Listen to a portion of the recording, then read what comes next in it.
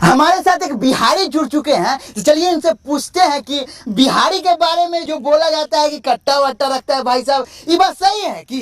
अरे ना ना रिपोर्टर, ये सब गलत बात है। तनी पकड़ो खैनी बना लेते हैं। ये बिहार के बदनाम भाई साहब क्या हुआ? बोल रहे भाभी जी लेफ्टी है क्या? तेरा कैसे मालूम रे? क्या है कि आपका बायां वाला गाल तो सूझल लग रहा है। क्या सोच रहे हैं जी?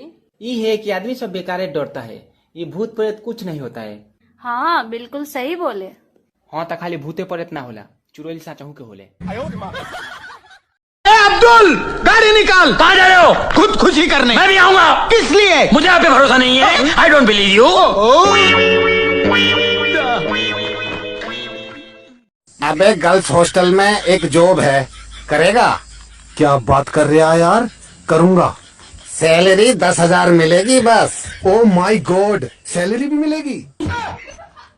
अखिलेश भाई एक बात जानते हैं? कहा भाई? हर इंसान के अंदर एक शैतान छुपा रहता है। तो तोरो अंदर है। आधार कार्ड फोटो जा देखा। अखिलेश भाई कल हम गए कौन बनेगा करोड़पति, हमसे एक सवाल पूछा गया। कहा पूछागा भाई? कि ऐसा तहा कौन करीबी दोस्त है जो कभू नहात न है? कहा बताया? भगवान कसम 5 करोड़ की लात मार दे लेकिन तहार नाम ना ली।